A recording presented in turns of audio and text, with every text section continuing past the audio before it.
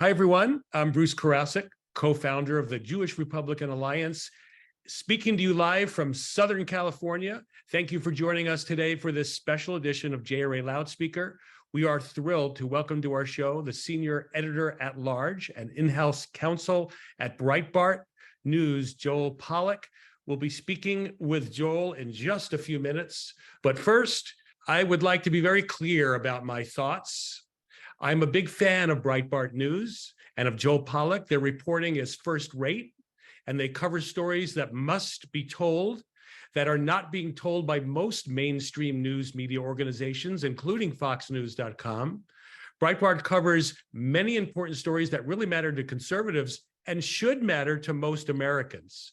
So what I did, I looked at all the stories and headlines being covered by Breitbart.com yesterday and those being covered by foxnews.com yesterday to find out their priorities and how they were similar, how they were different.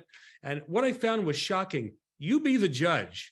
Here are some of the stories and headlines on Breitbart.com yesterday, August 10th, 2023. Report, Biden gives Iran $6 billion in unfrozen assets, plus prisoners for 5 jailed Americans. Number 2, move goalposts on Biden speaker phone calls with Hunter partners. Joe didn't talk business. Number 3, Kevin McCarthy blasts Biden for rising gas prices. Number 4, Biden's deputies create border loophole for millions of stateless migrants. Number 5, Katie Hobbs asked Twitter to censor users criticizing her. Number 6, anti-capitalist Bernie, $200,000 of campaign money to family nonprofit. Number 7, illegal alien arrested for allegedly sexually abusing child over a decade. Number 8, longest witch hunt. Smith wants trial January 2nd, right before Iowa caucus. Number 9, Pollak, announcement distracts from Biden's $20 million in foreign deals. And number 10, White House blames all big storms on climate change. Now, here are some of the stories and headlines on foxnews.com for yesterday, August 10th, 2023. Number 1, trans man asked this simple question about kids at trans conference. Number 2, man forced to ditch $115,000 Ford EV truck during family road trip. Number 3, country star makes admission about a 15-year struggle with sobriety. Number 4, Kevin Costner's reaction to Taylor Swift's record-breaking concert. Number 5, bulldog abandoned at airport after owner learns it needs the crate to fly. And finally, number 6, woman goes viral after she's knocked to the ground while taking photos with elephants. Those are real foxnews.com stories. They're real stories from both websites. Our country needs strong journalism and fearless reporting more than ever. The importance of a free press cannot be understated. Thomas Jefferson said that our liberty depends on the freedom of press and cannot be limited without being lost. Walter Lippmann said a free press is not a privilege, but an organic necessity in a great society. Without criticism and reliable and intelligent reporting, the government cannot govern. Walter Cronkite said freedom of the press is not just important to democracy, it is democracy. William Randolph Hearst said news is not what somebody does not want you to print. All the rest is advertising. The press was to serve the governed, not the governors. That's what U.S. Supreme Court Justice Hugo Black said. Chris Dodd said, when the public's right to know is threatened, and when the rights of free speech and free press are at risk, all the other liberties we hold dear are endangered. In the end, the best antidote to misinformation and dangerous falsehoods is always more speech. When the press is free, when journalism can do their jobs without fear or favor, truth always has a way of revealing itself. Thank you all for being here today. And now it is my privilege to introduce to you, live from Franklin, Tennessee, fellow JRA co-founder, Mitch Silberman. Mitch? Hello, JRA community. It is always so great when we are together. My entire life, I've always admired excellence, whether it's business, sports, music. Sadly, there's an area of excellence that I've learned to not admire. In fact, I fear and loathe it. And that is the excellence that the left has mastered with regard to messaging and language. Now, I'm going to share with you three examples of what they say, and more importantly, the ways to combat it, the correct way to think about it. So here we go. How about this? I am definitely for gender affirming care for children. It's for the children. Second one, reproductive rights, of course, thumbs up, right? And finally, because I'm a caring human being, I am all for student loan forgiveness.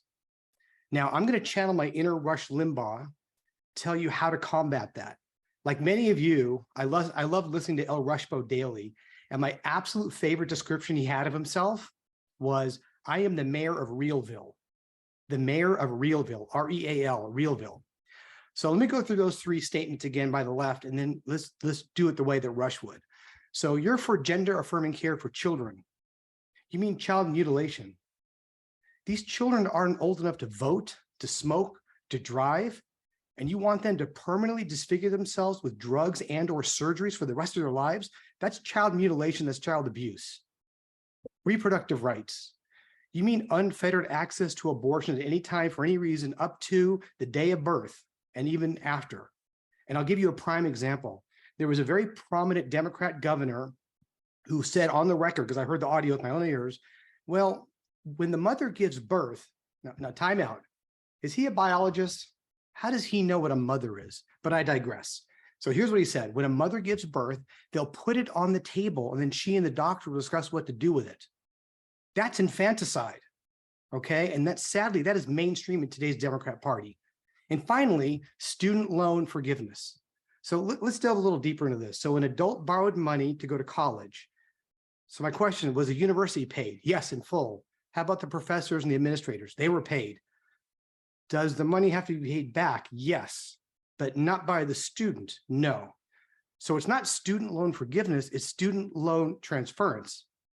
Because now instead of this responsible adult otherwise having to pay it back, taxpayers, American taxpayers, many of whom have never gone to college, need to pay that back. Okay, well, that's student loan transference. So I have a student loan program. Number one, you borrowed money. Number two, pay it back. Now, when you have these discussions with people in your life left of center, they may give you a deer in the headline look. They may not have heard these concepts this way. And I'm telling you right now, the moment you use their language, their verbiage, we've lost. Okay, we cannot buy into it because we're already on the defense. We have to go on offense. We have to up our game. We have to master language and communications like the left does. And finally, in 2010, I had the good fortune of having a cigar with Andrew Breitbart at a private fundraiser for Carly Fiorina when she was running for Senate. And Andrew and I were chatting, having our cigars, obviously very intelligent, quietly intense person. And he's very famous for having this one phrase, which is so brilliant. He said, politics is downstream from culture. Look at the politicians that our culture has produced. Okay, so we have got to fight the culture wars. And one of the best, most important weapons we have is language and messaging. So go out there, have these discussions, channel your inner Rush Limbaugh, and be the mayor of Realville. And now I have the honor of introducing Joel. He was born in South Africa and raised in the Chicago suburbs. After graduating Harvard College with high honors in social studies, environmental science, and public policy, he became a Rotary Foundation ambassadorial scholar in South Africa. He later served as chief speechwriter for the leader of the opposition in the South African parliament and completed a Master's of Arts degree in Jewish Studies at the University of Cape Town. Back home in the US, he graduated Harvard Law School and went to work as a research fellow at the Hudson Institute. He also ran, the same time Carly Fiorina did, for US Congress in 2010. Didn't work out, but he befriended conservative media pioneer Andrew Breitbart along the way, later joining him in Los Angeles, where they worked side by side, transforming a blog into a 24-hour news website that would go on to change American politics. Today, Breitbart.com is one of the top news sites in the US, with bureaus in LA, DC, London, Rome, and Jerusalem. Joel is the author of the new biography, Rhoda Comrade Catalai. I'm pronouncing that right, Joel? You are out of order. He's also the author of the recent ebook, Neither Free Nor Fair, the 2020 US presidential election. He is also a winner of the Robert Novak Journalism Alumni Fellowship and lives in Pacific Palisades, California with his wife, Julia, and family. Joel, welcome to the show. Great to be with you here. Thanks for that very kind introduction. And in thinking about what I wanted to speak about today, I thought that since this is a Jewish Republican audience, I would try to draw together the different strands of the stories that are probably of most interest to this audience, and which are certainly most interesting and sometimes concerning to me. I want to draw some parallels between things that are happening in Israel right now and things that are happening in the United States. And we are watching moment by moment today as a drama plays out in the judicial system here in the United States, with the court order today restricting what Donald Trump can say in public about his case. The judge in the case, who's a Barack Obama appointed judge, also donated to Obama Biden in 2008 and 2009. She rejected the prosecution's effort. This is special counsel Jack Smith, rejected his effort to silence Trump completely about the trial, but she said that Trump would not be able to discuss or reveal witness testimony or video or recordings on social media because she views that as a form potentially of witness intimidation. So he's not going to be completely muzzled, but he's going to be partially restricted in what he can say. And so we're entering this election with a president who's been indicted twice in federal court, once in state court, all really on frivolous charges. And I think even Democrats would be hard pressed to say that these are really significant things. They're pretending they're significant, but nothing that they wanted to be in these charges is actually in the charges. Even Jack Smith came out when he indicted Trump recently on the January 6th case, as it's called, with regard to Trump's effort to challenge the 2020 election results. And he mentioned the January 6th riot. Well, there's nothing about the January 6th riot actually in the indictment. He's not charged with incitement. He's not charged with sedition or trying to overthrow the government. He's charged with conspiracy against rights, and he's charged with committing fraud against the United States. These are very vague charges that essentially allege he was pursuing a misguided theory of election fraud, and therefore he should be held criminally liable. So the rhetoric around the indictment is certainly that kind of alarmist rhetoric about Trump being a threat to the state, but nothing in the indictment really suggests that he is.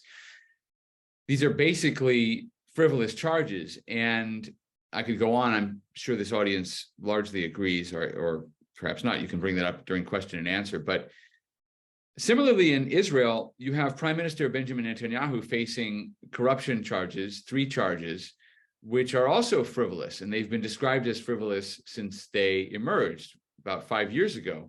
His trial, by the way, could go on for several more years because there are so many witnesses who are going to be called.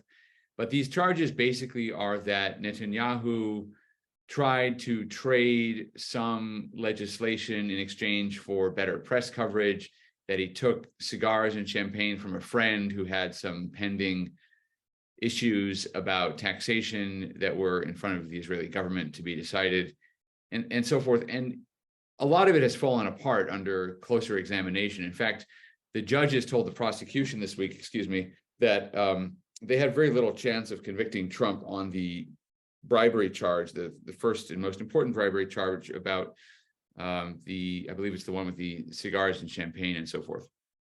And the prosecutors were very upset that that leaked, but even the judges in the case, who don't particularly like Netanyahu, said they didn't think he was likely to be convicted. So that's just on one of the 3, but the other 2 are more minor than that one. So you've got frivolous charges that have been applied to both of these leaders. In Netanyahu's case, it cost him his government for a while, and he was unable to form a government from 2019 until 2022, even when he won the elections, because of these pending charges against him. They poisoned the public against him, even though he had loyal supporters. There were members of his own party who defected, who wouldn't support him, who started new parties or joined other existing opposition parties. There were other parties who wouldn't agree to go in coalition with him, and so forth. So it frustrated his ability to lead his country. And now he's in a coalition with the political right and religious right. We'll talk a little bit more about that in a minute. But he has come back to power, and now he's challenging the system that did this to him, not just because they did it to him. Judicial reform has long been an issue in Israel, and I'll talk about that in a minute. But he went into several elections with these charges hanging over his head, and the charges basically have turned out to be nothing. Now we've got the same thing happening in the United States, where charges are being filed against the leading opposition candidate. Trump is almost certainly going to be the Republican nominee. So how does this happen in both countries?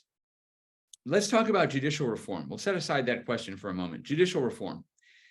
Netanyahu's government is pursuing a course of legislation where the goal is to reduce the power of the judiciary relative to the legislative branch.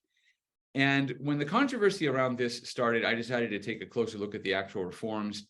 And I wrote to Professor Eugene Kontorovich, who's a friend of mine from my days in Chicago. And I said to him, I agree with 80% of your reforms. I disagree with 20%. And the 20% I disagreed with have to do with the proposal that the Knesset, the Israeli parliament, should be allowed to overrule the Supreme Court of Israel through a majority vote. I said to him, I can't go along with that one as a person who likes the Constitution, even though Israel doesn't have a constitution. It does have constitutional law. It has precedents. It has checks and balances, separation of powers. It has all the things that you would expect in a liberal democracy, even if it doesn't have a written constitution, just like Great Britain doesn't have a written constitution. I said, if you have a Supreme Court that can be overruled by the current government, whose policies and laws the court might be adjudicating, you don't really have an independent judiciary. So I'm with you on the other 80%, not with you on the last 20%. And he wrote back and said, I'll take 80%. So that reform is not vital to the rest of them. We also have an override provision in the United States, by the way. The threshold just happens to be much higher. If you don't like a ruling by the Supreme Court, you pass a constitutional amendment. It requires 3/4 of the states. It's a lot more difficult, but we also have the idea, at least, of overturning a court decision. My problem with the proposed reform, and that's just one of the reforms proposed in Israel, but that particular one puts the threshold very low. And the argument in favor of that reform is that it's impossible to get a majority of the Knesset to approve anything in most circumstances, so it's not really a low threshold. But I don't really accept that. So I think there's room for criticism of one of these reforms at least, but the other ones are common sense.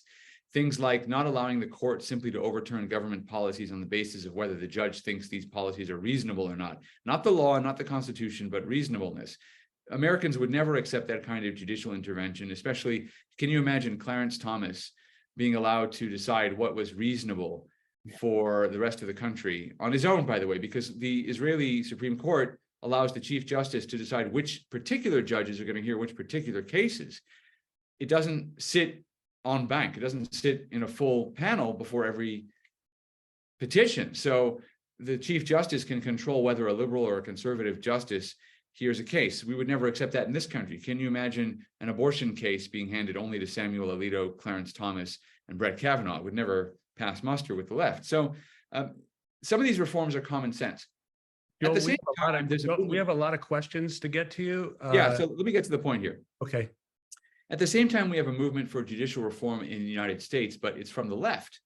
And the left, of course, is trying to pack the Supreme Court to overcome the fact that it has a temporary conservative majority. The irony for me is that the person leading this charge is Jerry Nadler of New York, Jewish Democrat, who at the same time he's pushing for radical judicial reforms in the United States, really radical, of the kind that have been rejected throughout our history. He's also opposing judicial reform in Israel, where the reforms are actually quite moderate. But aside from that hypocrisy, which is sort of normal for Democrats in Washington, what I want to draw attention to is a common crisis, I think, between the two countries. And this is what I'm really grappling with, which is that you have these judicial bodies, and not necessarily the courts, let's call them the legal structure of the state, including lawyers, including prosecutors, attorneys general, and legal institutions that have turned against popular democracy. They are attempting to keep Netanyahu out of power, or they tried to keep Netanyahu out of power. They want to remove him from power. They're trying to stop the judicial reforms. They say it's in the name of democracy, but what they're doing really isn't democratic. They're protecting the elite privileges of the judiciary. And same in the United States. You have the Department of Justice going after the president, former president, with these frivolous charges. and believing, I think, some of them sincerely, that they're defending democracy from a populist tyrant in their imagination. There's an element of fantasy to all this in their self-conception of what they're doing, which I think is also fueled by social media and by the fact that these in-groups just talk to each other all the time. But I think what we're seeing is a common problem where two societies that fundamentally embrace the Judeo-Christian principles of the rule of law are struggling to rein in those who are responsible for applying that law. And those who are responsible have taken certain powers into their own hands in the name of democracy that actually have the effect of undermining democracy. So we are at a bit of a philosophical crisis in both countries. And I'm very concerned about that because I don't think people are talking about it directly. People are talking past it. They're talking about other issues. But when I've talked to Israeli opponents of the judicial reform, and I ask them sincerely, what do they have an issue with? They can't say. They can't say. They'll talk about bigger issues about the religious right and about maybe the peace process or something, but they don't talk about the actual reforms. And likewise in this country, I don't think the left realizes what's happening with all the censorship that they're supporting now, with the prosecution of political opponents. They don't realize it could happen to them if they're ever in the opposition based on their own precedents. But I also think they don't quite realize that they're destroying the social fabric by doing this. So that's what I'm concerned about right now. And I'll be going to Israel in a couple of weeks, actually, and hoping to reflect on some of this over there. But with that, I'm happy to take whatever questions you have. That's just what's on my mind as I sit here as a Jewish conservative trying to make sense of what's happening in two countries that I love. Thank you, Joel. It's a pleasure to have you on. As I said in my opening remarks, big fan of you and of Breitbart News and what you do. Can you give us your perspective on journalism in America today? What's going on? What's good? What isn't?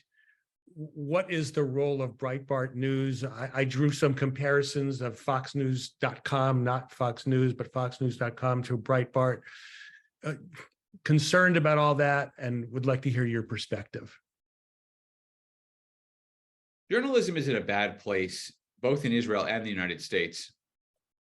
And it's in a bad place for the same reasons. There are commercial pressures that are making it harder to do the traditional kind of news gathering that journalists once did. Often a good story takes days or weeks to develop, but the pressure of internet traffic and the decline of advertising in print newspapers and even online more recently has meant that most media outlets are in a race for clicks and page views and shares and likes and things like that. And so there's a great premium on producing stories quickly. And it may not be long actually before you start to see AI generating a lot of these stories. And that has meant that there is also an incentive to copy each other's stories. So it's not quite plagiarism, but you'll often find media outlets repeating what other media outlets have said. And so it has fostered the creation of monocultures. Add to that the increasing partisanship of media. Someone on the webinar earlier mentioned Rush Limbaugh. He was the first to really point to the fact that mainstream media was left-wing in its orientation or liberal in its orientation. Then Fox News came along and created an alternative to that, or what was meant to be an alternative. It's not really a conservative network and hasn't been. It has conservative opinion makers, but if you look at the content of its news coverage, it's almost the same as other networks in tone. Sometimes the stories they choose to elevate are different, but much of what they cover is well within the mainstream, and the mainstream tends to lean to the left of center. Then Andrew Breitbart came along, and Matt Drudge, or Drudge before Breitbart, but then Breitbart.com, and really started pressing home this idea that objectivity isn't really a thing. Accuracy is a thing. We have to be accurate, but objectivity doesn't exist. It's often basically a definition of whatever the left thinks is correct. And when Trump came along, the media decided their job as journalists was to bring him down. And they began to come out more and more in a partisan fashion to drop the mask of objectivity, as, for example, Jake Tapper of CNN is a great example. He was viewed as center of the road, really, or more or less straight shooter. And then when Trump came along, he became a rabid anti-Trump partisan, which he remains. And what's happened is that journalism in general has become very, very partisan. It's almost impossible to find any kind of outlet that would profess neutrality. And if they did, nobody would believe them, because consumers have become very savvy about this. People are aware that their information is being filtered by partisan sources, and they choose those sources. It's not like people are looking for objectivity. People are looking sometimes to have their biases confirmed, sometimes for a sense of community, but mostly they're just speaking within this media universe, both on left and right, where people repeat each other's stories. Now, at Breitbart, we try not to do that. And we have tried to stick to that principle of accuracy. You don't have to be objective as the media describes it. You don't have to be neutral, but you do have to be accurate. In fact, we have a higher responsibility to be accurate for a variety of reasons. And so we do our own investigative journalism, and we also have to be very careful. We are very careful about the approaches we take to different topics. Just to give you an example, many conservative outlets were sued by Dominion voting systems for claiming that there was voting fraud. We never did that. We covered the controversies, but we never veered over into that, because we have been aware for a long time about the dangers of this echo chamber. And so we've kept, I think, an objective, if I can use that word still. I guess we've kept our feet very firmly in reality. Let's put it that way. So we see our job not just to reflect the prejudices of what our audience may be, but we have to cover all the news for them, even if it's bad for conservatives. Earlier this week, just to give you an example, the New York Times reported on a quote unquote secret memo that one of Trump's lawyers had written about the so-called plot to take over the country or whatever. And I rolled my eyes at it. A lot of us rolled our eyes at it at Breitbart. We thought, oh, no, here we go again. It's the latest freak out by the media. And our editor said, no, well, we still have to cover it because we don't want our readers to be surprised by anything. Now, if you ask a typical Democrat or a consumer of liberal media why Trump did something wrong, or why what Trump did was wrong when John F. Kennedy did the same thing in 1960 by preparing an alternate slate of electors. If they're mad about quote unquote fake electors, why aren't they mad that John F. Kennedy did the same thing in 1960? Well, they've never heard of it, because they don't get told by their media outlets. So we don't want that to happen to our audience. We're going to cover things, even if they don't like them and don't share them, we have to cover everything. So that's been our approach. And I think our approach is a responsible approach. I can't speak for all of journalism adopting that approach. It would be nice, but often, there's just no mention on the networks or on the cable news networks other than Fox of things like the Devon Archer testimony last week, which absolutely implicated Hunter Biden and Joe Biden in an influence peddling scheme. They don't even know about it because it's not on the front page of CNN. And the only thing they'll have on CNN is what Dan Goldman, regrettably another Jewish Democrat, claimed what happened at the testimony, which was then contradicted by the transcript. They say it was confirmed by the transcript. I mean, they're not really covering the news at all. And so their audience is totally blindsided by reality. I can't resist the temptation to give you one more example. This week, a bus company failed. It's called Proterra. It's an electric vehicle company. Joe Biden did a virtual tour of it. Jennifer Granholm, the energy secretary, was on the board of the company. She sold her shares belatedly, which created problems of conflict of interest in the first year of the Biden administration. Anyway, the Bidens were all in on Proterra. Well, Proterra declared bankruptcy this week. Now, that sounds pretty bad, except that it's not the first time it happened. It happened with Solyndra, which was also pushed by Joe Biden and Obama. And it also happened with Fisker, which Joe Biden not only endorsed, but Joe Biden made sure that Fisker was going to build an electric vehicle plant in his old home state of Delaware. And he gave a big speech in 2009 about how Delaware was going to be churning out cars. Well, Fisker collapsed 2 years later without ever producing a vehicle inside the United States. So this happens, and it happens over and over. Why? Because the media don't cover it anytime it happens. So it just keeps happening because they get away with the same thing every time. So that's the price we pay for the kind of journalism we're stuck with lately. So Joel, I even though I'm living in Franklin, Tennessee, I still listen to you every Wednesday? You're on the Morning Answer with Jen and Grant. Yeah. And I really enjoy it. And I wish my liberal friends could hear you because you're so thoughtful and objective. You present the facts. You're not a bomb thrower. And when I want to delve a little deeper into Bruce's question about journalism, I heard the audio of Mitch McConnell being booed in Kentucky. I go to a newspaper, USA Today, and it says McConnell greeted warmly. And I'm like, this is mind-boggling to me. So what I want to ask of you is, yes, there's biases, but in my adult life before, I have never been at a point where I don't know what to believe. And if that's not just me, multiply that by tens of millions of Americans where they don't know what to believe. What does that do to a republic? What does that do to, freedom of speech? I mean, if you project outward, it can't be good. So let's come back to the Israel example. What worries me the most about Israel's ongoing fight over judicial reform is that thousands of reservists have decided not to show up for duty. Now, that to me is very scary because it means that there is a certain segment of the Israeli population which is willing at least to say that they won't defend the country.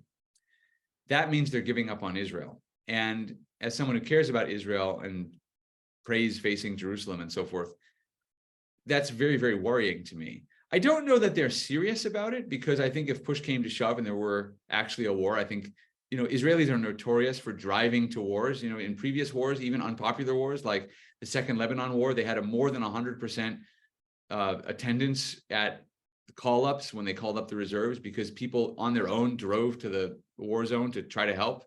So I think Israelis really still do care about defending their country. But as Ruth Weiss once said, they're the inverse of hypocrites. They refuse to preach what they practice.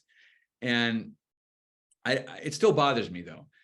What really bothered me was that they said they were defending democracy. Now, if you're a soldier and you are refusing to serve because you don't like the policies of the government, you're not defending democracy. It's actually fundamentally an anti-democratic act. You might be right theoretically. Let's say the government was doing something that everybody could agree was wrong and the soldiers refused to serve. They're not acting in the name of democracy. They might be acting in the name of some other principle. But if it's a democratically elected government and the military refuses to obey it, that is getting into something more like a soft form of a military coup. Actually, it's using the military pressure to change the policies of a democratic government. That's not democracy. I think, however, that the Israeli media, and I've spoken to friends in Israel about this, the Israeli media's coverage of what Netanyahu is doing is so bizarre that it has actually convinced Israelis that they're losing their democracy. The most charitable way to put what they're losing, if they're losing anything at all, is they're losing some of the liberal character of their democracy, but they're not losing democracy. And I don't even think they're losing the liberal character of their democracy. But let's say I draw all the inferences in favor of the opposition. I would say, look, it's not going to be as liberal in the classical sense, maybe as it once was. Maybe it's more nationalistic, more religious and so forth, but it's still democracy. This is majority rule. This is what you get with democracy. But I don't think that that's been conveyed. And so there are people who really believe that even though Netanyahu is carrying out the election agenda of the parties he was democratically elected to lead, this is somehow an assault on democracy. How does this relate to us? Well, you guys mentioned some of the transgender issues before and so forth. We are lying to ourselves in this country about what the transgender issue and LGBT issues in general are about. They're not really about rights. What they're about is culture. These are cultural changes that the LGBT movement wants to see enshrined in law and policy, and that other people don't. But essentially, it's a cultural fight. But suppose a Republican administration comes to power, which will eventually happen, and the Republican president says, I'm reversing all of Biden's transgender policies. You can no longer be transgender in the military, or you can no longer compete in women's sports, and we're not going to do this and that and so forth. And you can imagine the outcry on the left would be that that Republican president reversing those policies would be assaulting democracy, right? That because democracy's become a substitute word for something good or something liberal. But in fact, the changes that are being made are not being made democratically right now. Another example, the military is now paying for female service members, if you can still call them female under this new regime. Regime, by the way, not meaning the government, but a system of doing things. I don't like the word regime for government, by the way. I still like to call even a president I don't like. I like to think that he's democratically elected and accountable. And we don't live in a regime, at least not yet. But we live under this system of not recognizing gender and sex and all that stuff. So, okay, cutting to the chase. Our military is now paying for the travel of female members to get abortions. That is a way of circumventing the Hyde Amendment, which prevents federal funding from being used for abortion. But it's not a democratically selected or chosen policy. It's the executive policy of the Biden administration and the Pentagon. And what Tommy Tuberville, a senator who I don't have that much in common with, but he's a Republican senator from Alabama, what he has said is that he's going to stop all of these military promotions, which have to go through Congress, I think, for approval, unless this policy is reversed, or unless Congress gets to vote on it. So he's pushing for something democratic. But what Democrats are saying is that it's anti-democratic because there's one senator holding it up. But yes, it's anti-democratic, but he's using an anti-democratic method in the Senate to oppose a policy that was also not adopted in a democratic way. In fact, it was adopted in defiance of a democratically passed and signed statute. So what's happening is the left is identifying democracy with anything they like. Of course, when conservatives win democratic elections, they are by definition illegitimate. And that gets to the final point, I think, that unites these two movements, the left in Israel and the left in the United States, in that they're both millenarian movements to some extent. They're messianic movements, even though, of course, in Israel, they would say that they're fighting the messianic people. They're fighting these Hasidic Jews who believe Mashiach is coming and so forth. They're messianic in that they believe in the secular redemption of society through the election of left-wing governments. When Barack Obama won the presidency, it was supposed to end politics forever. That's how Democrats greeted it. In fact, some of them even call him the chosen one, and there was a popular theme, the light bringer, and things like that. That was a little bit fringe, but I think the widely shared sentiment was that now that we had elected the first Black president, it sort of ended politics as usual, and now we could all march forward together in this age of consensus. Well, that turned out not to be the case, because what Obama wanted to do was quite radical. And Obamacare, for example, passed on a party line vote. What's funny is watching the Biden administration condemn Netanyahu for passing judicial reform on a party line vote after Biden told Obama what a great deal, I'll leave out the F word, but what a great deal it was to pass Obamacare on a party line vote. So I think the left basically has adopted this funny view of democracy, that anything they do is democratic and anything their opposition does democratically is tyrannical, because they have a messianic view of democracy, and that is that a left-wing government is supposed to be elected and will solve all our problems forevermore. There'll be no need for politics anymore, and we can just walk ahead into this beautiful utopian future. And that's why they are approaching democracy in this way. But the media creates the misimpression, the misconception that that's what democracy is really all about. And we have that problem in both societies. Joel, I want to read you a few quotes from today. As you are aware, and our audience may be aware, that Attorney General Merrick Garland appointed David Weiss to be the special counsel to investigate the Biden-Hunter allegations. Today, House Ways and Means Committee Chairman Jason Smith from Missouri said that the appointment of David Weiss as special counsel to investigate Hunter Biden should be concerning to all Americans and is an attempt to whitewash the Biden family corruption. Mr. Weiss is the single architect of the sweetheart plea deal agreement that the judge in Delaware threw out a few weeks ago. And there was a provision in that sweetheart deal that granted complete immunity to Hunter Biden for these crimes and future crimes. And the judge stated that she had never seen anything like that before. Andy McCarthy said that David Weiss was the one who decided to let the statute of limitations run out on the Hunter Biden Burisma bribery evidence. And every day that Weiss does not indict the case is disappearing. That everyone needs to understand that what makes a special counsel special is that an attorney that needs to be brought in outside the government, and that there's a special statute, 603, that defines the qualifications of a special counsel, and it has to be somebody selected from outside the government, not just outside the Justice Department. It is supposed to be completely outside the government, and that this guy is just a vehicle to flush the case. So there's a lot of conservative opposition to David Weiss being appointed, and this may even stymie the investigation that's going on in the U.S. Congress. What say you? Well, that's exactly the point of doing it this way.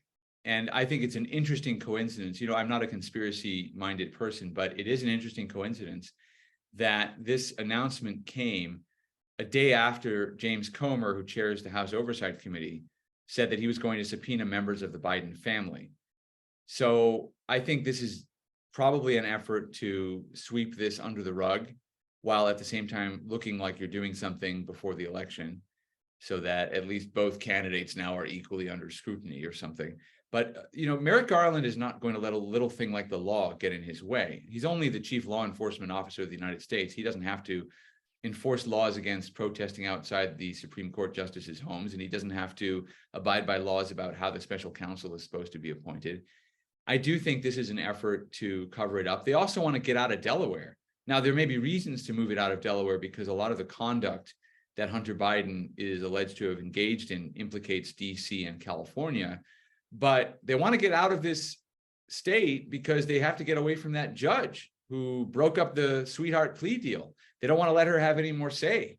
So this whole thing is corrupt, and it also presents itself as corrupt, which is the real problem. You'd think that Garland and Smith and Biden would at least be conscious of the impression that their actions are creating, but they don't care. So even if it's not substantively corrupt, although I think it is as well, but even if it weren't, they're creating an impression that necessarily means people aren't going to trust the result.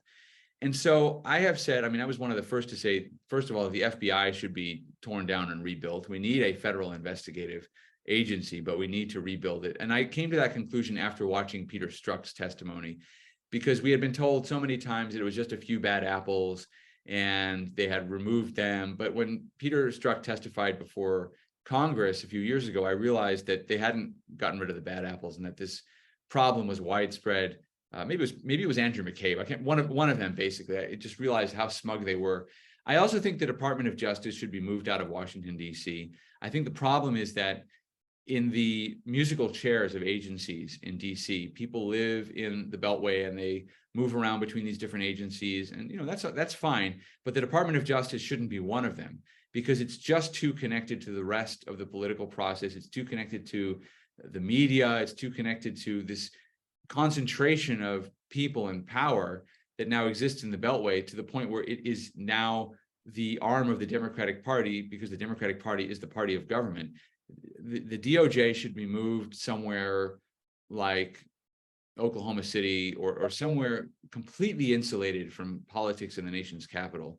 And, if the people who've built careers and, live in Maryland and Virginia and have homes there, have a problem with it, I'm deeply sorry about that, but we just can't allow this to happen again. I agree. So such phenomenal thoughts. I really agree so strongly with everything you just said, Joel. I want to jump to some questions from the audience, because we've only got 15 minutes left and we want to squeeze in as much as we can. This is an obvious, but such a fascinating question to me. This is from Fran M. She says, why is the media so protective of the left and so demeaning to Trump? We talked about Bush derangement syndrome. That was nothing compared to what we're seeing with Trump derangement syndrome. So they've literally lost their minds. They can't function. They don't care how guilty their side is. They don't care how innocent Trump is. So that's Fran's question, and it's truly a sight to behold. Part of it has to do with the fact that much of our media diet comes from employees of media companies who are actually quite young, and they don't have a solid grip on history, but what they've been taught in college is rather radical, and they see their role, not just as journalists, but as human beings, as being part of a broader project to usher in a better new age where people are fair and just and live in harmony with nature and each other. And this is a real idea. This is how people understand their own lives. And it's also, by the way, how people going into corporate America feel about their careers. We are graduating people who go to investment banking and consulting and so forth with a deep sense of guilt about earning money, and they believe that their true role ought to have been to be part of the revolution, and so they contribute heavily to Democrats, they vote for Democrats and so forth. We're not educating anybody in how to maintain the very fragile institutions or to protect the very thin threads that connect us to each other in a society. That's why what's happening in this country, but especially in Israel, is quite frightening, because I think that the advent of social media has allowed certain kinds of hysteria to get out of control. I think the transgender craze is part of that. I think it may not be a coincidence that when TikTok arrives in this country, that's when transgenderism starts ticking up. I wouldn't go so far as to say it was a Chinese plot, because I don't think Chinese propaganda is that good. I've seen some of it. It's neither is Russian propaganda, But I do think that people who are on social media a lot are more exposed to this kind of thing, especially kids. And if you have kids who are exposed to social media, you'll know what I mean. I mean, they know a lot. I'll mention one rather innocent one that it's just completely befuddles me. But my daughter, we don't let her have TikTok, and I don't have TikTok either. But she watches a little bit of YouTube, and she's interested in slime. Apparently, there are these beautiful women who go on social media with this kind of slime, and they just manipulate it with their hands, and they make different colors and shapes and things like that. It's just like, you know, the kind of slime you'd buy at a kid's novelty store or so, but they make these videos. And so my daughter, when she gets her allowance, she goes to the store and buys slime. And I think, like, well, of all the things you could buy, why would you buy slime? Well, oh, you know, it's so cool, Dad. I mean, these media really are affecting the behaviors of young people, and they're imitating the influencers. But you know, the media want to take Trump down because he is a threat to that new world order. He represents the old modern values, you know, of treating people equally, of racial equality. These are hopelessly outdated ideas. They're not revolutionary. They're not going to turn society over. These are liberal ideas. You might hear them from Robert F. Kennedy Jr., but you're not going to hear them from any other Democrats. And Trump is a threat to the revolution. I guess I could also say that there is something in common, and this is something I think the people on the right need to worry about. There's also some trepidation around Trump for the same reason there's trepidation, not so much around Netanyahu, but around the more right-wing parties in his coalition, which is that right now in both countries, the conservative movement hasn't been particularly good at conveying what its own limits are. With Trump, you get this unbounded personality, which sometimes even some of his supporters, I think, wonder about. You'll hear it, people will say things like, I wish he wouldn't say this or tweet that. He doesn't tweet anymore, but I wish, you know, you never know what he's going to do day to day. And it's kind of unbounded and chaotic. And some of it's funny and amusing, but some of it, you don't really know where it's going to go. And the same thing with some of the parties in Netanyahu's coalition. When I hear Israelis complaining about judicial reform, they often don't talk about Netanyahu. They talk about, we're worried about Ben Gvir, this right-wing guy, and we're worried about Smotrich, the finance minister, who's not giving money to the Arab towns right now, and whatever. There's an element of uncertainty about how far some of these things can go. And I think that when you hear some well-meaning conservatives expressing doubts about Trump, maybe not the out and out never Trumpers and some of those who just have sour grapes about being fired by Trump or something. But when you hear some of the criticisms of Trump, I think that's where it's coming from. People want a reaffirmation of a conservative philosophy that's kind of a covenant between the party's nominee. I'm not talking about signing an oath or something like the Republican National Committee wants candidates to do, but some kind of accountability. Trump did that in 2016, by the way, when he agreed with the Federalist Society that if he was elected, he would appoint their list of judges. And that, I think, calmed a lot of conservatives down about how chaotic a Trump presidency might be. He made a deal and he kept his end of the bargain. So there's got to be some kind of accommodation that emerges from this primary process where the conservative movement once again establishes some kind of arrangement with Trump.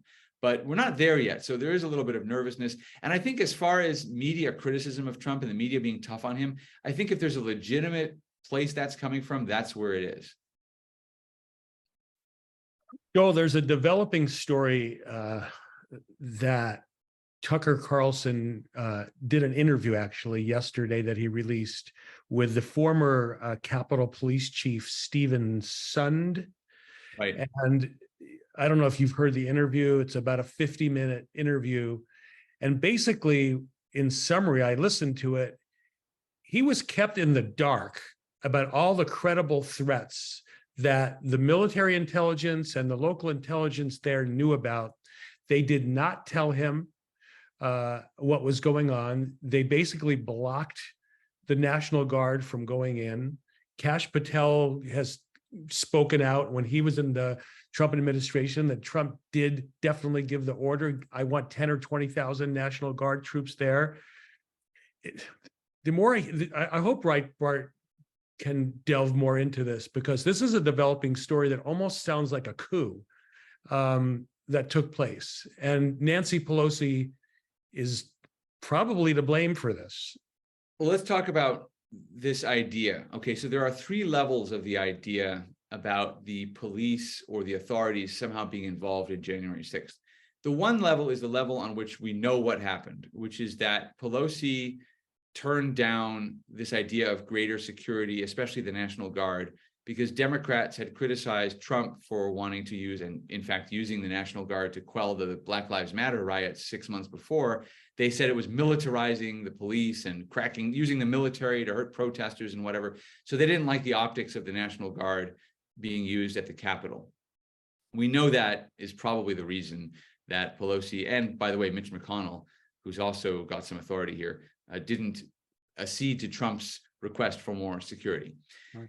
There's another level on which there's been some idea about law enforcement agents and informants, in a way, egging on the protesters, and maybe Pelosi knowing this would happen and trying to use this crisis to exploit it later for political purposes. That may have happened. I mean, we don't know enough, and I don't know if it will ever be possible to know enough about what Pelosi was thinking and planning. And the area of FBI informants is very, very murky, because the law on what they're allowed to encourage other people to do is also a bit murky. I don't know that we'll ever find out the truth of that assertion, but that was what some people, I think Tucker Carlson believes that. I think he believes that to some extent people were put up to this Capitol riot. And then there's a third level on which the entire thing is a plot, and it was orchestrated by Pelosi, and the violent people who invaded the Capitol were actually Antifa, not Trump supporters.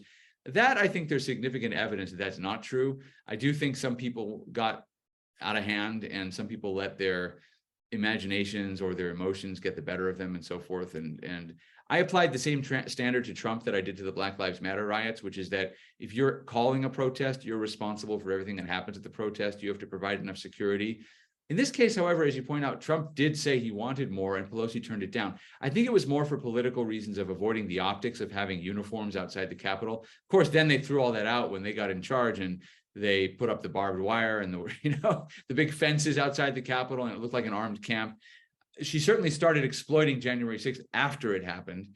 Yeah, I think it's an important story. And the reason it's important is this: not because the conspiracy theories are important, but because of what's happening right now. Donald Trump is on trial. He's on trial for charges that could include the death penalty, because one of the charges Jack Smith has charged him with, obstruction of rights, includes the death penalty if anybody dies in the course of your alleged obstruction of rights. And there were people who died.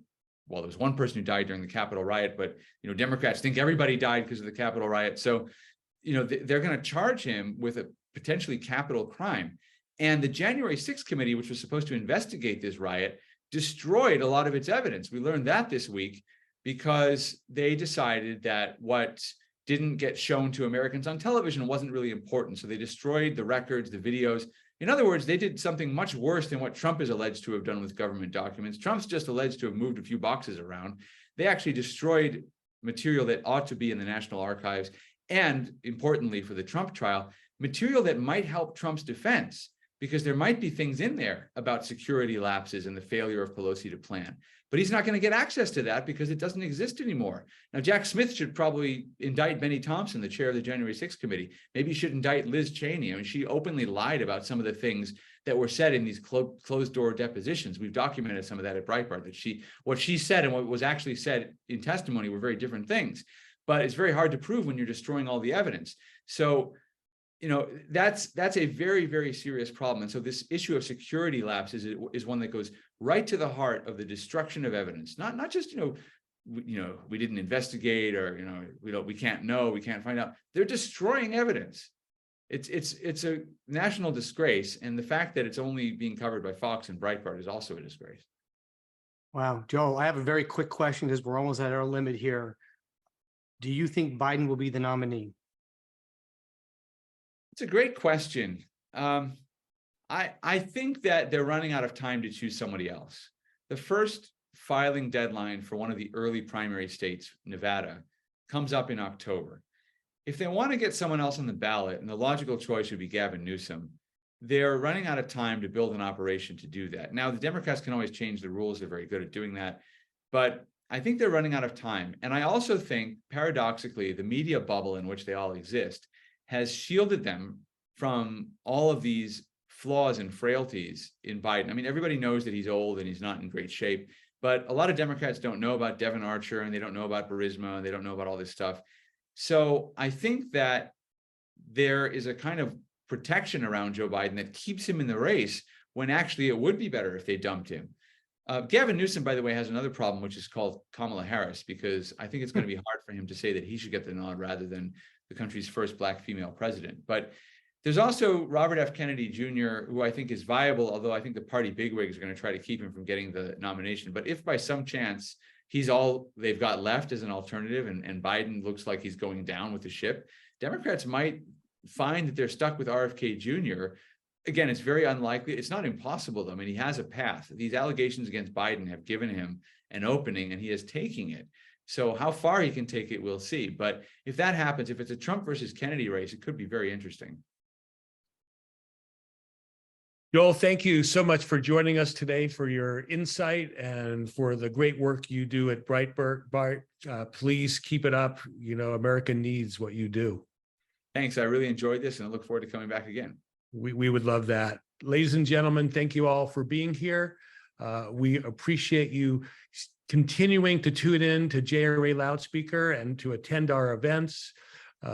Mitch has a kickoff event in Franklin, Tennessee, near Nashville, that is going on August 18th. So if you know anybody that's in the Nashville area, please email us. We'd love them to attend.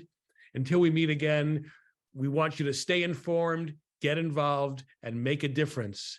And thank you for your support, and we'll see you all soon. Shabbat Shalom. Have a great weekend, everybody. Shabbat Shalom. Shabbat Shalom.